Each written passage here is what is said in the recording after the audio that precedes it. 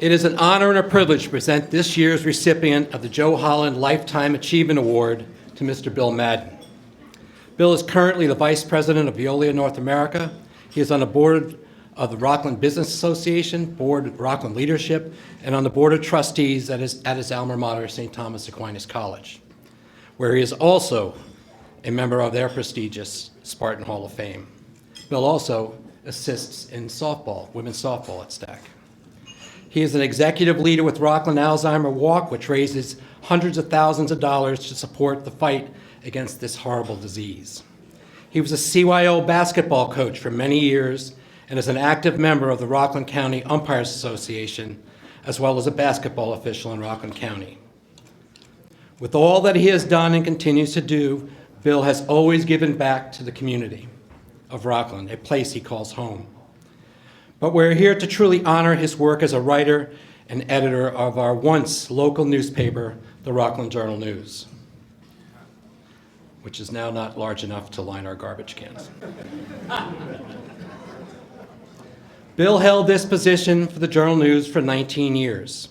He reported on national and local sports during this time, and not a day would go by without us picking up that paper and quickly racing to the sports page and seeing how the Pearl River Pirates, Red Raiders of North Rockland, or the Clarkstown South Vikings had performed on that previous day. He was especially proud of his work in recognizing all of Rockland's softball leagues. He called it telephone book journalism, with the write-ups on the performances and accolades of all of Rockland's softball players. His personal Madden Matters articles were always a favorite of mine. He brought local sports into our living rooms on a daily basis. But little did we know, and most people don't know, unless you go for walks with Bill and he tells you 4,000 stories about it, is that Bill's career with the newspapers started long before his 19 years with the paper. You see, Bill was a paper boy in the community around his home in Pearl River. He would race through the local neighborhoods by tossing the paper in many a yard, occasionally reaching your destination of your front porch. And believe me, he was appreciated by the community for his efforts, but was appreciated more by the local dog population, who would accept the challenge of frequently taking bites out of his ankle or hindquarters. Bill is and has been an advocate of Rockland County sports his whole life, and he continues to give back to the community with his philanthropic endeavors. But the part of his life that is closest to his heart is his family. Bill is a son, a brother, a husband, and a father, and they have always supported Bill's efforts. I'm not sure he's ever home, which Ginny probably truly appreciates. He is a diehard Yankee fan and a suffering Jet fan, but a fan of all Rockland sports. Ladies and gentlemen, I present to you this year's Joe Holland Lifetime Achievement Award to Mr. Bill Madden. Welcome to the Rockland County Hall of Fame. Well, thank you very much, Ray, for that very generous introduction. And thank you to the Rockland County Sports Hall of Fame for this very prestigious honor. I'm very privileged. And also congratulations to all the other inductees tonight.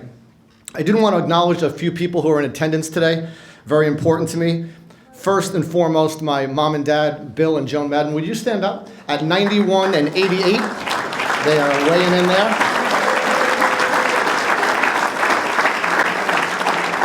And their unconditional and infinite love for me is why I'm standing here today. Speaking of love, my immediate family, my wife Ginny, my daughter Erin, my son Brian, and my son Brendan and his fiancee Kaylee, who will be married next month, which we're all very excited about. And my brothers and my sisters and other family members, my in-laws, my former teammates, my friends, some who came from very long distances. I really appreciate you being here today very much. Thanks so much. And if you notice the program, the Referees Association, the Umpire Board, I really appreciate their support of me. The brotherhood of officiating is really, really important to me, and thank you again.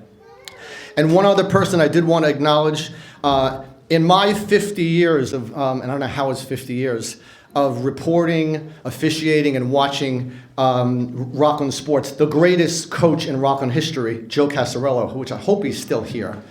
There he is. Yes.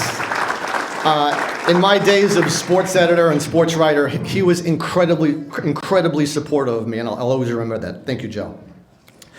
I recognize what distinguishes me in this Rockland sports community is my work at the Journal News as a sports reporter and sports editor, the most fun and exciting job of my career.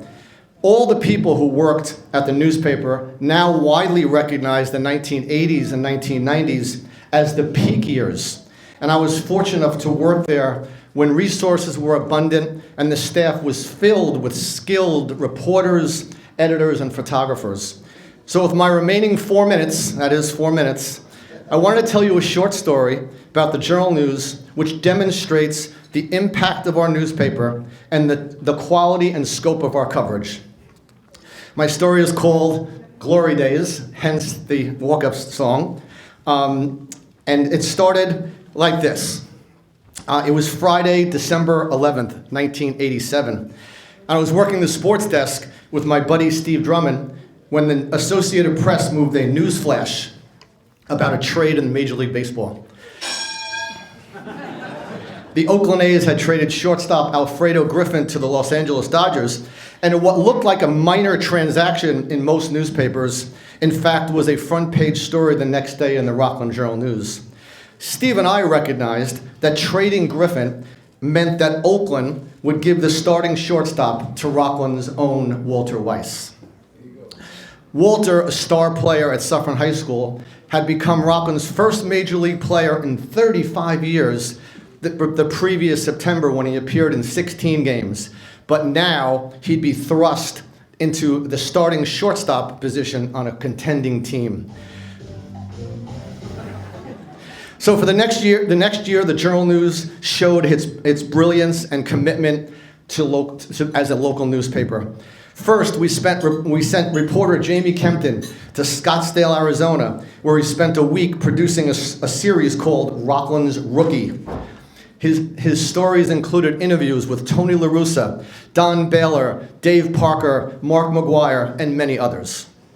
Then we had this idea that because of the intense interest in Walter, we wanted to report what he did in every game. So we created the Weiss Watch, which would appear after every game and list his stats on the front page of the sports section.